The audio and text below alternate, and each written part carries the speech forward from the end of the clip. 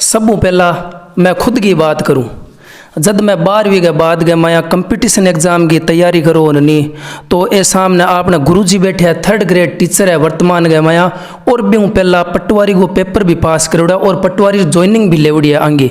तो मैं जब कंपटीशन एग्ज़ाम की तैयारी करता और 10वीं महीने मैं अकन कोचिंग भी करी, ठीक है 10वीं महीने में पास भी हो, लेकिन जब कंपटीशन एग्ज़ाम गया मैं आयो नहीं तो घराला हर वक्त बहुत मशक्कत करता मन पढ़ाने की इन चाहिए ठोकरी पढ़ाओ चाहिए इन पढ़ानो है।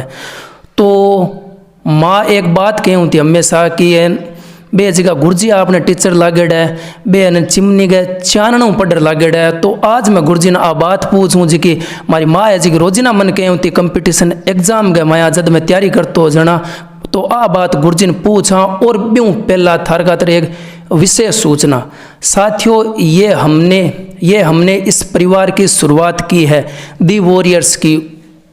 यहाँ पर आप सभी को जितने भी गांव के जो हमारा गांव है नापासर, इस गांव और जितने भी आसपास के गांव हैं उनमें जो भी सरकारी नौकरी में चयनित है उन सभी से मुलाकात करेंगे, उनसे बात करेंगे, उनके जीवन के संघर्ष को जानेंगे, उनके जीवन के त्याग के बारे में जानेंगे, क्योंकि वो एक योद्धा है और परीक्षा पास करना या सरकारी नौकरी लगना यह कोई छोटा काम नहीं है। मिडिल क्लास का ये सपना होता है सरकारी नौकरी में लगना।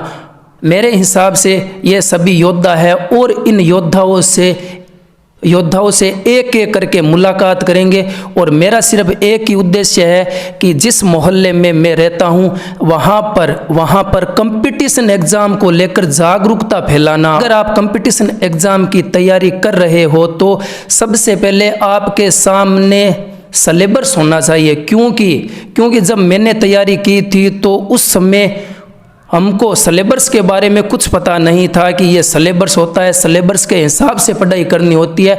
तो आप सभी से निवेदन है कि आप सभी के पास में सबके सामने अपना सिलेबस होना चाहिए और ये पता होना चाहिए कि आखिर में पढ़ क्या रहा हूँ, सिलेबस से इतर पढ़ रहा हूँ या सिलेबस के जो भीतर है वह पढ़ रहा हूँ। तो साथियों अब बढ़ते हैं हमारे गुरुजी की ओर। तो सबसे पहले हम गुरुजी से ये पूछेंगे कि जो मेरी माँ ने कहा था वो सच है या नहीं है। तुम्हारा प्रश्न ये है कि चिमनी के चाड़ने से हाँ, तो शुरुआत में जब लाइट की व्यवस्था नहीं होती थी जहाँ हम रहते थे तो वहाँ पर चिमनी के चाड़ने से अध्ययन करते थे। और ऐसे गोविंद मेरा प्रिय शिष्य रहा है, इसने ऐसे ही बोल दिया कि मैं आपका कुछ परिचय कराना चाहता हूँ। वैसे तो मुझे पिछले 20 सालों से जब से मैंने 10वीं पास की है तब से मैं नापासर में शिक्षा के क्षेत्र से जुड़ा रहा हूँ। 10वीं पास करके ही मैंने 10वीं वालों को ट्यूशन करवाना शुरू कर दिया था और मुझे लगभग जानते हैं नापासर के अंदर।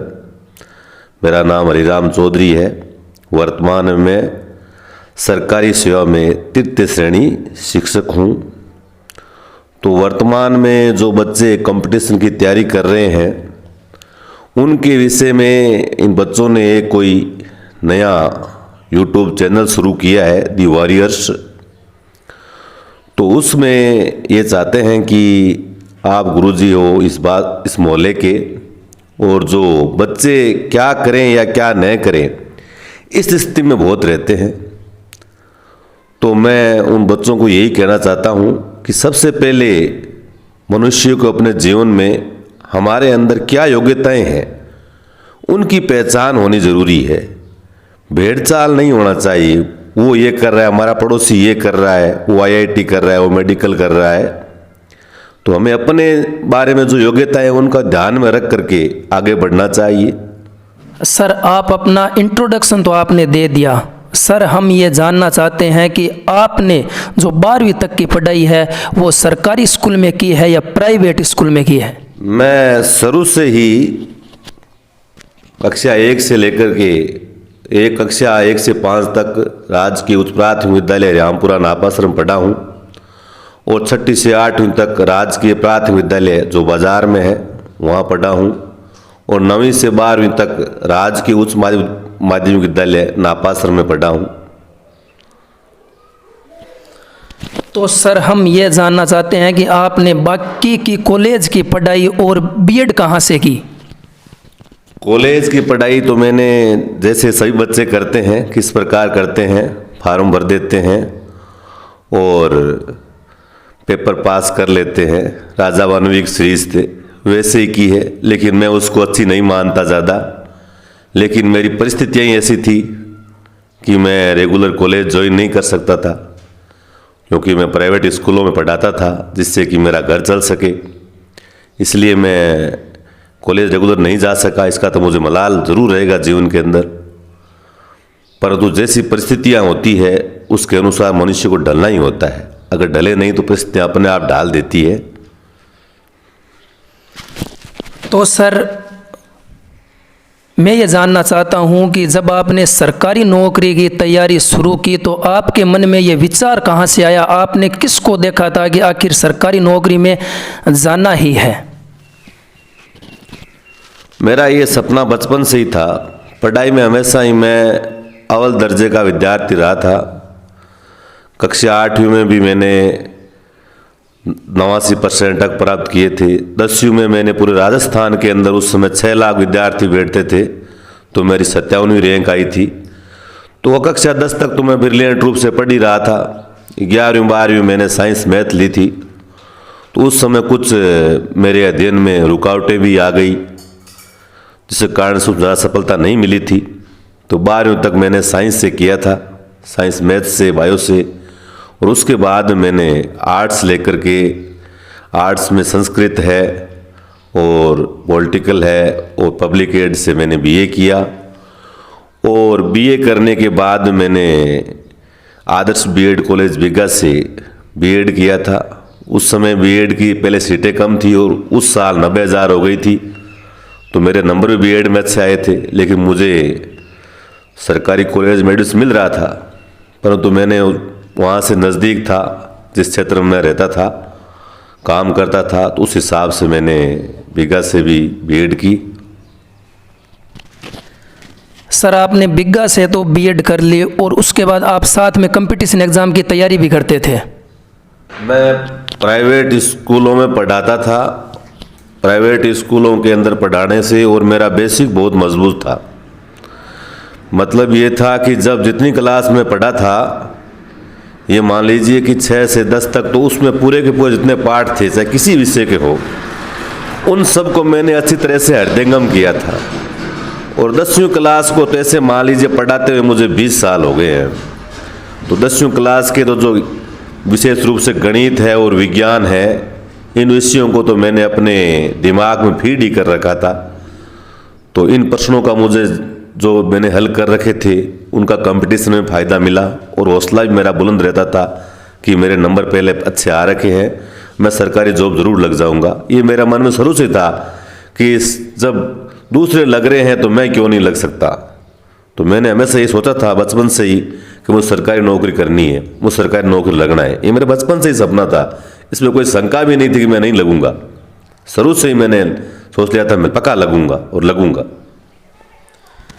और सर मैं ये पूछना चाहता हूँ कि कंपटीशन एग्ज़ाम की तैयारी से पहले बेसिक है वो कितना मजबूत होना चाहिए, या फिर सीधे कंपटीशन एग्ज़ाम की तैयारी कर रहे हैं, जैसे पटवारी की तैयारी कर रहे हैं, वहाँ से मार्केट गए और पटवारी की सीधी गाइड आती है वो लेकर आ गए, उसी से पढ़ना चालू कर दिया, या फिर जो बेसिक मजबूत के लिए हमें जो राजस्थान सरकार की किताबें हैं 10वीं की, 12वीं की, 9वीं की, वो भी पढ़ना कितनी ज़रूरी है कंपटीशन एग्ज़ाम में? कंपटीशन एग्ज़ाम के लिए बेसिक बहुत ज़रूरी है। बेसिक के बगैर जो आप ये गाइडें ये कर रहे हो, वही बात है कि जिस प्रकार हनुमान जी कैसे कहावत होती है, हनुमान कूद करना, इस प्रकार हनुमान जी की तरह उछल जाना, मकान से कूद जाना। तो फिर तो हम जैसे हनुमान जी उछले थे, हम भी उछल जाएंगे। तो बात ये है कि मकान पर चढ़ना है, उसके लिए पेड़ी की आवश्यकता होती है, और कहीं ऊंचाई पर चढ़ना है तो सीढ़ियों की आवश्यकता होती है। उतना बेसिक का योगदान है। क्योंकि बेसिक आपके लिए सीढ़ी प्रदान करेगा। बगैर सीढ़ी के आप सफलता प्राप्त नहीं, कहीं ऊंचाई पे चढ़ना है तो सीढ़ी चाहिए, अगर सीढ़ी चढ़ना चाहोगे तो आप चढ़ नहीं पाओगे। तो बेसिक का उतना योगदान है कि पहाड़ पर चढ़ रहे हो और सीधे चढ़ रहे हो आप, तो ये ठीक नहीं रहेगा। बेसिक्स को पहले ध्यान देना जरूरी है। तो गुरुजी कोचिंग करी या कौन करी? कोचिंग तो वैसे मैंने कोई विशेष नहीं की थी। एक बार कोई 2010 के अंदर संस्कृत सेकंड ग्रेड की तैयारी कर रहा था, उस समय एक गुरुजी के पास गए थे 1 महीने के लिए, और मैंने कोई कोचिंग ज्वाइन नहीं की थी, स्वयं अध्ययन ही था सारा, कोचिंग नहीं की थी। विभिन्न विषयों की कोई गाइड बाजार में जो मिलती थी वो खरीदी थी, उनसे कुछ थोड़ा बहुत पढ़ लिया करते थे, विशेष कोचिंग कुछ नहीं की थी। जब आप सेकंड ग्रेड की तैयारी कर रहे थे तो सबसे पहली बात की थे कितना घंटा पढ़ता, और रात में पढ़ता या दिन में पढ़ता? जिक्का अब्बार का कंपटीशन एग्जाम के मैं विद्यार्थी है नहीं, बे विद्यार्थी पूछे कि रात ने पढ़ा या दिन में पढ़ा, और दिन रे मैंने कितनी घंटा पढ़ा या घड़ी ने देख कर पढ़ा, वो थोड़ा बताओ। आज के जो कंपटीशन एग्जाम है वो काफ़ी टफ हो रहे हैं, इसलिए इसमें लंबी तैयारी बहुत ज़रूरी है। आपको लंबी तैयारी करनी चाहिए और अपने स्वास्थ्य को ध्यान में रखते हुए कम से कम प्रत्येक दिन 10 घंटे अध्ययन तो आपको पर डे करना ही चाहिए। 10 घंटे अध्ययन लगातार करिए, आपकी जो सततता है वो टूटनी नहीं चाहिए। लगातार अध्ययन करते रहिए, और जिस कंपटीशन की तैयारी कर रहे हैं उसको जमकर तैयारी कीजिए। ऐसा नहीं है कि ये कर रहे हैं कुछ नहीं है, जिसमें करना है उसको पूरी दम लगा कर कराना है। दम लगा के आप तैयारी करोगे तो आप पता चल जाएगा कि मेरी कमजोरी कहाँ रही थी। आधी अधूरी तैयारी करोगे तो आप जब नंबर नहीं आएगा तो वैसे ही आप हताश हो जाओगे, तो उसमें हताश होने की जरूरत नहीं है, आपको जोर दम लगा के तैयारी करनी है। और गुरुजी सेकंड ग्रेड रो पेपर दियो बिंगे बाद गए मैं पटवारी को पेपर दियो बिंगे मैं पास हो गया, बीकानेर ज्वाइनिंग आई 2012 गए मैं, तो इन घर में कितनी खुशी, मोहल्ले के मैं कितनी खुशी, और थारों के नजरियो? पेपर देने के बाद में वैसे कुछ कंपटीशन देते थे तो घर वालों को लगता था कि नौकरी लग जाएगा। एक बार वो 2010 की बात कर रहे हैं, तो 2 महीने घर पर एक तैयारी की थी, तो पेपर देने के आने के बाद पूछा था घर वालों ने कि पेपर कैसा हुआ है तुम्हारा, तो मैंने कहा था पेपर अच्छा तो नहीं हुआ है और मेरा नंबर नहीं आएगा, मुझे उसमें पता चल गया था। और जब ये पटवारी का पेपर देकर आया था तो वो हमारे मोहल्ले में एक श्याम जी की चक्की है, वहाँ पर मेरा भाई मिला था, पेपर कैसा हुआ, तो मैंने कहा इस बार अगर मेरा नंबर नहीं आया तो कभी नहीं आएगा, मुझे पक्का विश्वास है कि इस बार पटवारी एग्ज़ाम मेरा पक्का नंबर आएगा। मुझे पूरा आत्मविश्वास था क्योंकि मैंने उस पेपर को 80% हल किया था, और 80% मैंने शुरू में लक्ष्य बना रखा था कि पेपर अगर सिंपल तरीके का आता है, इसको आप 80% वाले मैटर को ऐसे इतना मत समझो कि मैं कह रहा 80% करने से नंबर आएगा, ऐसा नहीं। पेपर अगर इजी आता है तो उसकी कट ऑफ 80% जाने की संभावना रह जाती है, चाहे कितनी पद क्यों नहीं हो। पेपर जब टफ आता है तो उसमें 40% भी कट ऑफ जा सकती है, इसलिए ध्यान से पेपर करना, पेपर के स्तर को ध्यान में रखते हुए हमें प्रश्न करने चाहिए।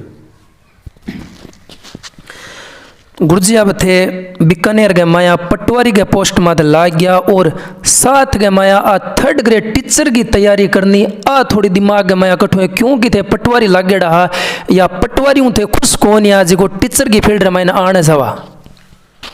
तो ये तो मैंने सबसे पहले ही बताया था कि जब मैंने 2003 और 4 में 12वीं करने के बाद में मैं शुरू से ही 10वीं क्लास के मेरे जो साथी थे या जो बच्चे 10वीं में पढ़ रहे थे उनको पढ़ाना शुरू कर दिया था।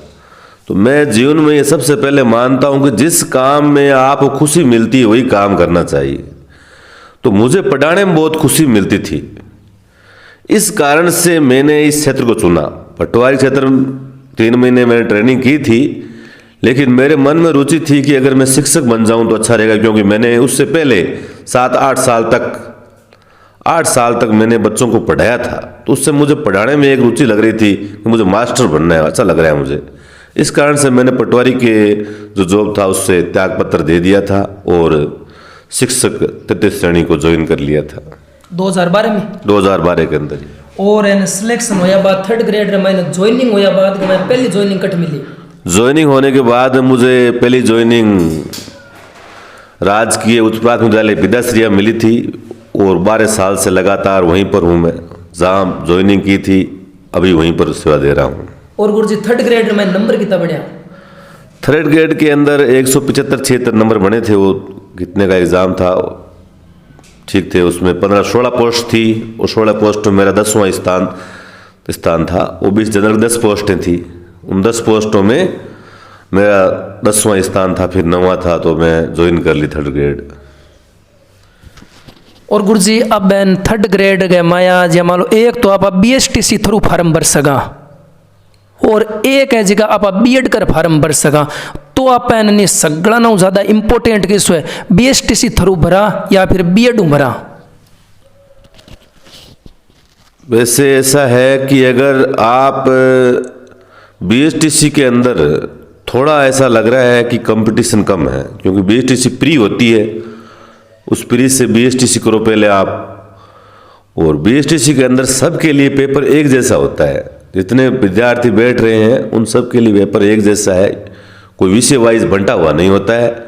और B.Ed के अंदर जो है वो पेपर है वो विषय के हिसाब से, अंग्रेजी की पोस्टें अलग से आती है, हिंदी की अलग से आती है, सामाजिक की अलग से आती है, इस कारण से पोस्ट विभाजन हो जाता है। तो थोड़ा B.Ed का कंपटीशन अगर तृतीय श्रेणी की बात करें ना, तो B.Ed का थोड़ा कंपटीशन टफ लग रहा है, FTC उसकी तुलना में सरल है। लेकिन फिर सेकंड ग्रेड और फर्स्ट ग्रेड के लिए तो B.Ed जरूरी है। तो अगर आप किसी विषय पर अच्छी पकड़ है तो B.Ed करना अच्छा है।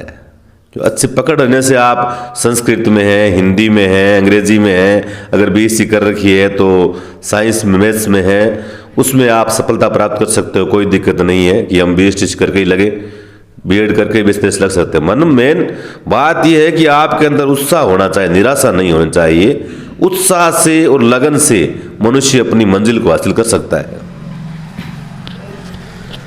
और गुरुदेव वर्तमान परिवेश गए माया आपा देखा कि लगभग कंपटीशन एग्जाम की तैयारी 12 रेयर करनी बीती सॉरी कौन मिडिल क्लास खातर जिकवास तक ये बे फोन में कोर्स ले लेवे और फोन के माया पढ़ने लाग जावे। तो फोन रे माया तैयारी करनी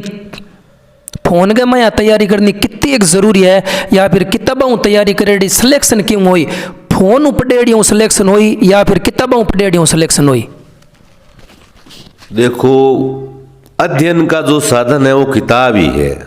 फोन से तो आप रिवीजन कर सकते हैं कुछ चीज़ों का, किताब से ही चीज़ों को हृदयंगम किया जा सकता है, उस पर सोचा जा सकता है। फोन तो एक सिस्टम है जो आपके सामने बोल रहा है और आप सुन रहे हो, और आपने सोचना शुरू कर दिया तो वो तो आगे निकल जाएगा कोर्स पढ़ाने वाला।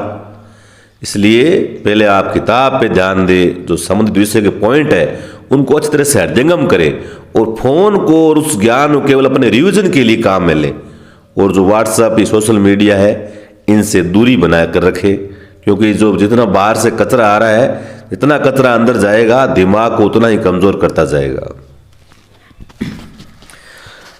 तो अब तो अंतिम पड़ाव में था पसाला, और अब लास्ट और फाइनल बात कर फिर बाद रामायण गुरु जी आगा और भी बातें कर लगातार। लेकिन आज के सेशन रामायण आप इतनी बात कर कि मैं थाने वो पूछ रही हूँ कि यानी ठीक है रिवीजन खातर फ़ोन है तो ठीक है, लेकिन फ़ोन के माया और इंस्टाग्राम है, व्हाट्सएप है और फेसबुक है, बंग त्याग करना बहुत जरूरी है। क्योंकि आप त्याग करिया बिना कोई दूसरी चीज़ ना आप हासिल कौन कर सका।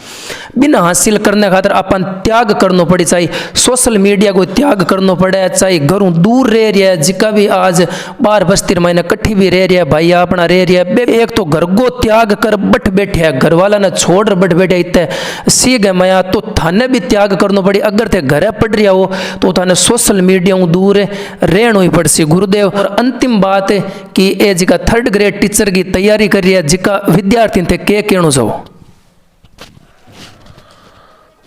टीचर थर्ड ग्रेड की जो तैयारी कर रहे हैं उनको मन लगा के अध्ययन करना चाहिए, क्योंकि टीचर के कोर्स में सिलेबस भी काफ़ी लंबा रहता है। चाहे थर्ड ग्रेड का ये लेवल फर्स्ट हो BSTC वालों के लिए, और B.Ed वालों के लिए लेवल 2 विभिन्न विषय का होता है, तो इसमें लंबे अध्ययन की आवश्यकता है। और कंपटीशन एक बार आने के बाद 2-3 साल नहीं आता है, तो 2-3 साल बीच में दूसरे कंपटीशन भी आते रहते हैं। तो अपना जो मूल है उस शिक्षक पद की तैयारी करना उसको भी रखना है, और साथ साथ में जो अन्य कंपटीशन आ रहे हैं उनकी भी तैयारी जारी रखें। कोई दिक्कत नहीं है कि थर्ड ग्रेड कला जैसे ग्राम सेवक है, पटवारी है, और भी इस प्रकार के बहुत सारे कंपटीशन चल रहे हैं अभी। चाहे अगर हम राजस्थान लेवल की तैयारी कर रहे हैं तो राजस्थान लेवल पे रहें। ऐसा नहीं है कि सेंटर लेवल कंपटीशन बहुत आते हैं तो सेंटर ही करें तो सेंटर ही करें, और राजस्थान ही करें तो राजस्थान ही करें। ये सेंटर और राजस्थान दोनों को मिक्स करने से तो मेरा ऐसा मानना है कि पार नहीं पड़ेगी। अगर राजस्थान लेवल में जाना है तो राजस्थान लेवल जितनी भर्तियां हैं जिनके लिए योग्य हैं हम, और जिनमें हमारी रुचि है कि उस पेपर को हम क्रैक कर सकते हैं, तो हमें उसकी तैयारी करनी चाहिए। गुरुदेव बहुत बहुत धन्यवाद थारो। मैं थाने पहली बार कियो और पहली बार के मैं थे मन कह दियो कि कोई बात नहीं थे, इंटरव्यू ले लिया। तो सर एक तो थारो बहुत बहुत धन्यवाद दोबारा। और जितना भी भाई मेरा वो वीडियो देख रहा है बन सब ने एक बात और कहना चाहूँ कि अगर थे सरकारी नौकरी की तैयारी कर रहा हो और कम समय के माया तैयारी यानी के साबु करनी चाहिए, और भी आप और भी सरकारी नौकरी में जितना भी लागेड़ा है बाऊ सब आप मुलाकात करा बारी बारी। चाहे राजस्थान पुलिस में हो, चाहे SSC GD में हो, चाहे सेकंड ग्रेड हो, चाहे फर्स्ट ग्रेड हो, बाऊ सब मुलाकात करा। आपने कुछ न कुछ सीखने खातर मिल सी। और हाँ आपनो काम है जागरूकता फैलानी कंपटीशन क्षेत्र के माया। और जितना भी सरकारी नौकरी की तैयारी कर रही है बन हाथ जोड़ विनती है कि सिलेबस थारा आंख्या के सामने रखा बिन ध्यान में रख रही पढ़नो है, क्योंकि तैयारी सिलेबस ने और जो पीछे के पेपर आए हुए हैं उनके आधार पर ही होता है। मिलते हैं कुछ और भी नए वीडियो के साथ में, तब तक के लिए जय हिंद, जय भारत, भारत माता की जय।